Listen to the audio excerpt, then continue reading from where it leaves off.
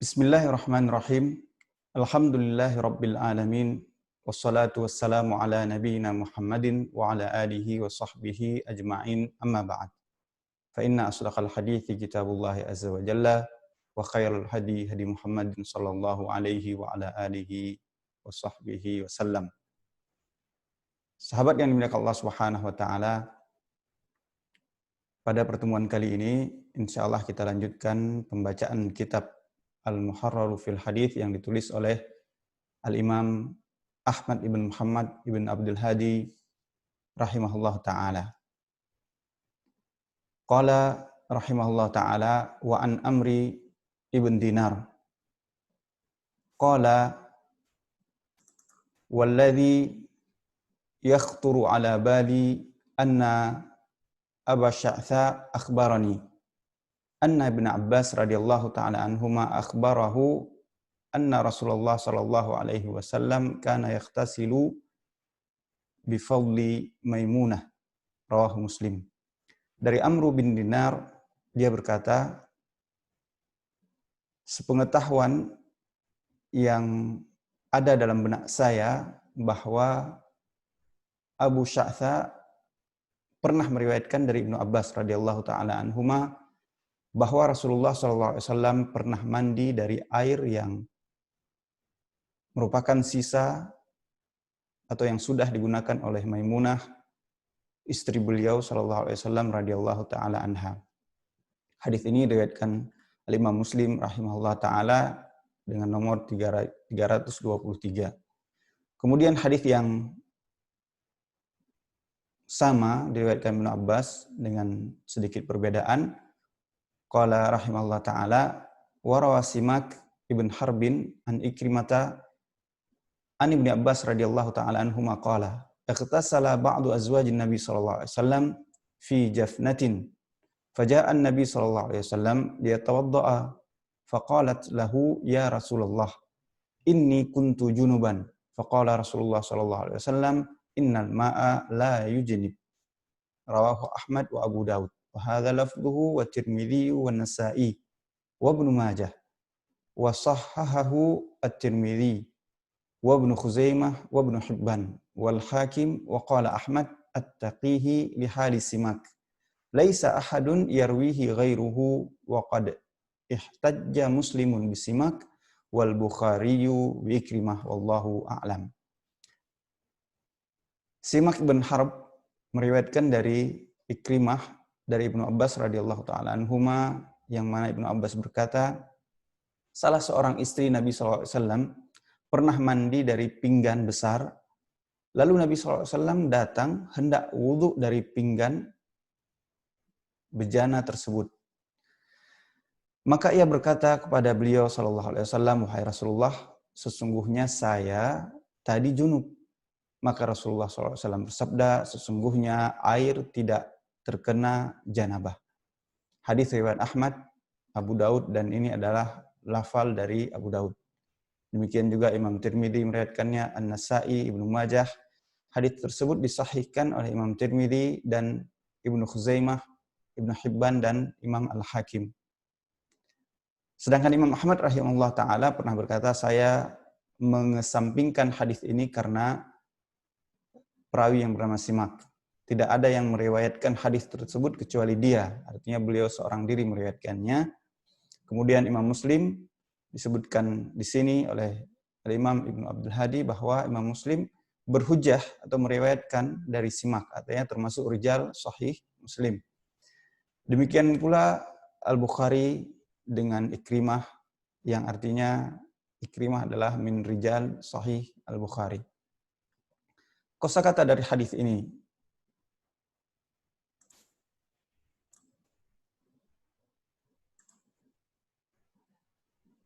Dua hadis tersebut diriwayatkan oleh Abdullah bin Abbas radhiyallahu taala anhuma, sebagaimana kita bacakan. Ibnu Abbas memiliki kunyah, ya, nama panggilan beliau yang cukup dikenal adalah Abul Abbas. Beliau lahir 3 tahun sebelum hijrah Nabi SAW ke Madinah. Maka usia beliau adalah 13 tahun ketika Rasulullah SAW wafat. Beliau sendiri wafat di Taif, Ibnu Abbas wafat di Taif pada tahun 68 Hijriah dalam usia yang cukup sepuh, yaitu 70 tahun. Beliau disalatkan oleh Muhammad bin Al-Hanafiyah, dan Ibnu Abbas dijuluki dengan Habrul Ummah, yang artinya adalah alimnya umat ini, atau ulamanya umat. Demikian cara membaca tulisan Habrul Ummah. Sedangkan jika dibaca dengan kasrah, Hibrul Ummah, maka memang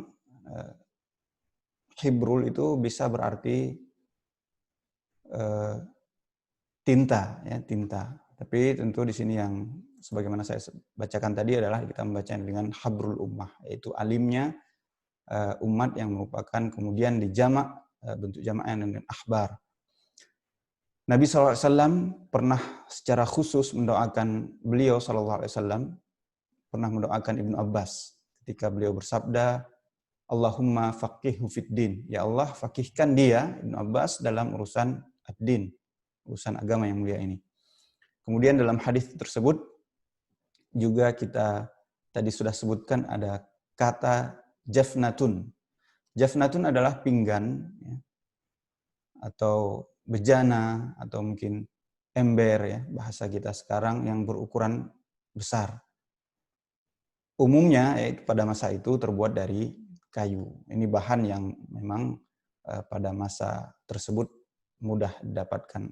Atau pada di tempat kita juga kira-kira 50 atau lebih dari itu, 50 tahun yang lalu, bahan kayu lebih mudah daripada bahan plastik atau fiber pada masa sekarang ini.